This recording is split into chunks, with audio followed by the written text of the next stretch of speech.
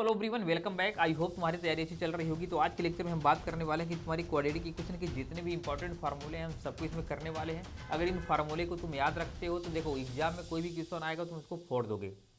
अब देखो, अब जो क्वाड्रेटिक इक्वेशन है तुम्हारे ओ a x square plus b x plus equal to zero, ये तुम्हारा स्टैंडर्ड इक्वेशन है। इसका जो सबसे इंपॉर्टेंट बात है आपका ए जीरो नहीं होना चाहिए। अगर ए जीरो हुआ तो ये क्वाड्रेटिक इक्वेशन नहीं कहलाएगा। तो ये बात आपका एकदम इंपॉर्टेंट है, क्योंकि अगर ये जीरो होगा तो ये पूरा टर्म ही जीरो हो जाएगा, तो फिर ये क्वाड्रेटिक नहीं कहलाएगा। ठीक है, तो ये एक एमसीक्यू में एक क्वेश्चन बन सकता है। अगर कल को तुमसे कोई इसके ग्राफ की बात कर दे तो ये ग्राफ तुम्हारा कैसा बनेगा? पैराबोला बनेगा। ठीक है, पैराबोला। अब देखो, अगर ए ग्रेटर देन जीरो हुआ तो पैराबोला ऊपर की तरफ बनेगा, और अगर ए लेस देन जीरो हुआ तो लेस देन हुआ तो पैराबोला नीचे की तरफ बनेगा। ये बात आप याद रखना। अब देखो, क्वाड्रेटिक इक्वेशन के तुम्हारे अधिक से अधिक कितने रूट्स हो सकते हैं? दो। तो इसके लिए एक बहुत ही बेहतरीन टर्म यूज किया जाता है, एट मोस्ट टू रूट्स। कभी भी अगर एट लीस्ट लिख दिया तो उसको नहीं टिक करोगे। ठीक है, एमसीक्यू में क्वेश्चन आता है बेटा, ठीक है, फंस जाओगे उसके जाल में। तो हमेशा क्या रहना चाहिए? At most.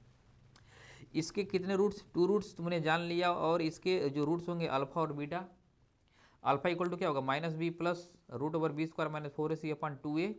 अब बीटा तुम्हारा क्या होगा? Minus b square minus 4ac upon 2a। तो कुल कहने का मतलब है ये आपका कौन सा फार्मूला है? श्रीधराचार्य फार्मूला है। ठीक है, श्रीधराचार्य फार्मूला। अगर हम नेचर ऑफ रूट्स की बात कर लें, जो कि बहुत इंपॉर्टेंट होता है, तो सबसे पहले हम बात कर लेते हैं डिस्क्रिमिनेंट की, जो कि होता है तुम्हारा बी स्क्वायर माइनस 4ac, और इसको डिनोट करते हो किससे तुम? डी से।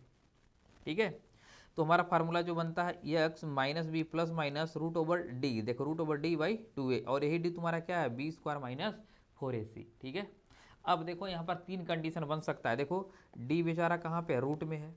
अब या तो डी ग्रेटर देन जीरो हो जाए, या तो डी लेस देन जीरो हो जाए, या तो डी इक्वल टू जीरो हो जाए। इन तीनों बातों को तुमको याद रखना है। अगर देखो, अगर डी ग्रेटर देन जीरो हुआ तो रूट के अंदर सपोज इस तरीके का नंबर आएगा।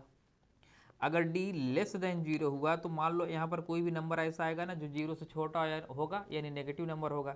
एक कंडीशन और हो सकता है, जब डी इक्वल टू क्या हो? जीरो, तो रूट में जीरो तुम्हारा बाहर क्या निकल जाएगा? जीरो। समझ में आया बात? अब देखो, जब डी ग्रेटर देन जीरो होगा यानी रूट के अंदर नंबर तुम्हारा क्या होगा? पॉजिटिव होगा। इस केस में यहाँ पर देखो, ए रूट और ए रूट, दो रूट मिलेंगे तो टू रूट मिलेंगे, और वो भी तुम्हारे रियल होंगे और अनइक्वल होंगे। ठीक है, तो क्वाड्रेटिक में आपको कितने रूट मिलेंगे? At most two roots. ये बात याद रखना है। अगर डी लेस देन जीरो हुआ तो बेटा देखो, रूट के अंदर नेगेटिव हो गया ना। अब देखो माइनस दो, अब बताओ कौन सा ऐसा नंबर है? ठीक है, सपोज अच्छा बताओ -4 है। ठीक है, ये -4। अब इसका स्क्वायर रूट निकाल पाओगे तुम? इसका स्क्वायर रूट निकालने के लिए आपको क्लास 11th में पढ़ना पड़ेगा कॉम्प्लेक्स नंबर। तो इसको हम क्या बोलते हैं? इमेजिनरी नंबर बोलते हैं। ठीक है, क्या बोलते हैं? Imaginary number.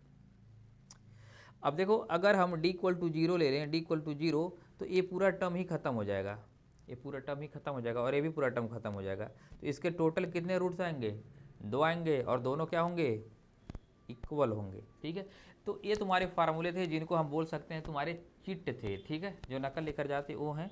इनको अगर तुम कर लेते हो तो तुम्हारा सीधा शॉर्ट क्वाड्रेटिक इक्वेशन तुम्हारे 5 मिनट में हो जाने वाले हैं। ठीक है, चलो मिलते हैं नेक्स्ट वीडियो में। तब तक के लिए चैनल को सब्सक्राइब करो और वीडियो को अपने दोस्तों में ज़्यादा से ज़्यादा शेयर करो, जिससे सभी लोगों को फ़ायदा मिल सके।